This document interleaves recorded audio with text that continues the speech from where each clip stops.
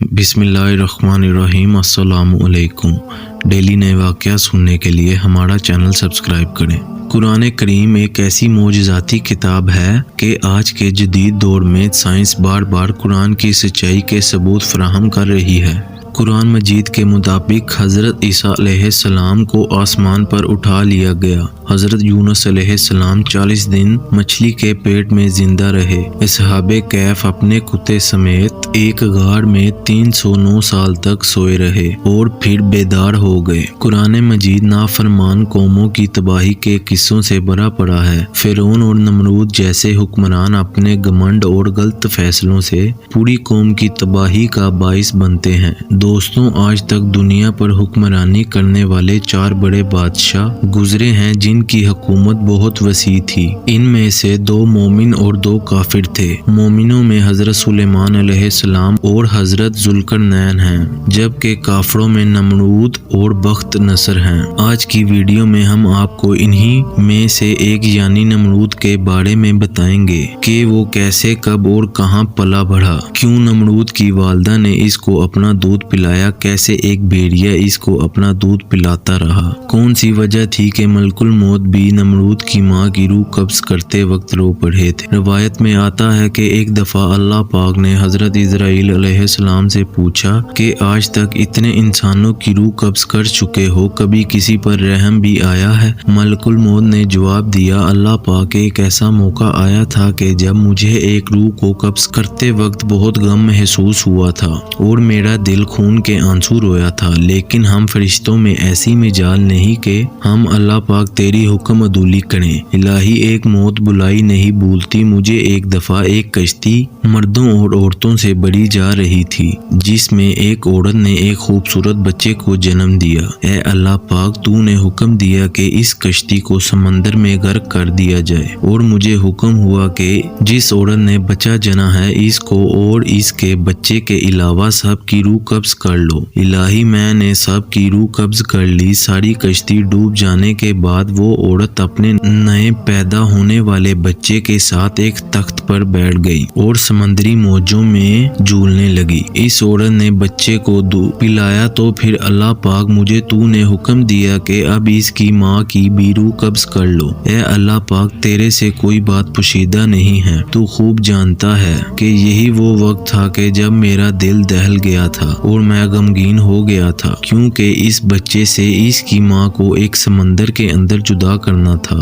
مجھے اس شیرخوار بچے کو اس کی ماں سے الگ کر کے جس قدر تکلیف پہنچی تھی، اب اس واقعے کو ایک مدت بیت چکی ہے، لیکن وہ بچہ برابر یاد آتا ہے۔ اللہ رب العزت نے فرمایا، کیا تو جانتا ہے کہ وہ بچہ اب کہاں ہے اور کس حال میں ہے؟ اے اسرائیل، سن، جب تو نے ماں کی روح قبض کی اور بچے کو تنہا چھوڑ دیا تو ہم نے سمندر کی ایک موج کو حکم دیا کہ اس بچے کو احتیاط سے ایک ویران جزیرے میں ڈال دو۔ اس جزیرے میں ہر طرح کے درخت لگا دیے، صاف پانی کا چشمہ جاری کر دیا اور بے شمار پھل اگا کر دیا۔ اس بچے کو خوش کرنے کے لیے انتہائی خوبصورت اور نادر پرندے وہاں بھیجے۔ پرندے اور جانور اس بچے سے کھیلتے۔ ریت کے اندر اس کے لیے ایک خاص بستر تھا اور ایک بھیڑیے کی مادہ کو حکم تھا کہ اس کو دودھ پلائے۔ سورج کو حکم تھا کہ اس کے اوپر دھوپ نہ ڈالنا اور بارش اس کے اوپر نہیں برستی تھی۔ اس طرح ہم نے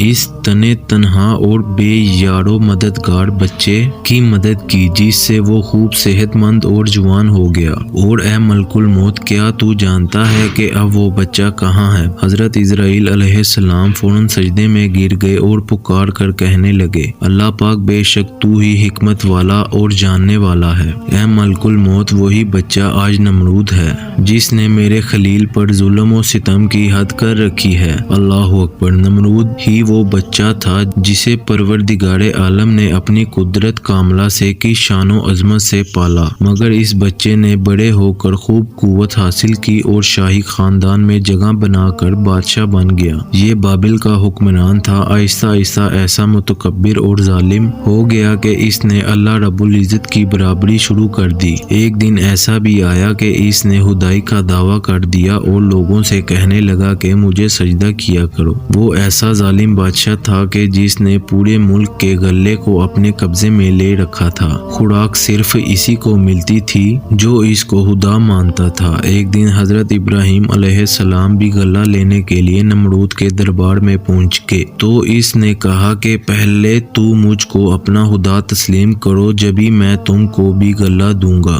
حضرت ابراہیم علیہ السلام نے بڑے دربار میں اعلان فرما دیا کہ تو جھوٹا ہے اور میں صرف ایک خدا کا پرستار ہوں جو واحد لا شریک ہے۔ یہ سن کر نمرود آپے سے باہر ہو گیا اور آپ کو دربار سے نکال دیا۔ نمرود حضرت ابراہیم علیہ السلام کی تبلیغ سے بالکل تنگ آ چکا تھا۔ ایک دن اس نے حضرت ابراہیم علیہ السلام کو اپنے دربار میں بلایا اور پوچھنے لگا، بتاؤ تمہارا رب کون ہے جس کی عبادت کی تم لوگوں کو دعوت دے رہے ہو؟ حضرت ابراہیم نے فرمایا، میرا رب وہ ہے جو زندہ کرتا ہے اور مارتا ہے۔ چنانچہ نمرود نے کہا، میں بھی زندہ کرتا ہوں اور مارتا ہوں۔ حضرت ابراہیم علیہ السلام نے فرمایا، میرا رب مشرق سے سورج نکالتا ہے، اگر تو اس پر قدرت رکھتا ہے تو مغرب سے نکال کر دکھا۔ یہ سن کر نمرود حیرت میں پڑ گیا اور غصے میں آ کر ایک بڑا لشکر تیار کیا اور حضرت ابراہیم علیہ السلام سے کہنے لگا کہ تم اور تمہارا رب میرے مقابلے کے لیے آؤ۔ چنانچہ وہ اپنی فوج لے کر ایک کھلے میدان میں آ گیا۔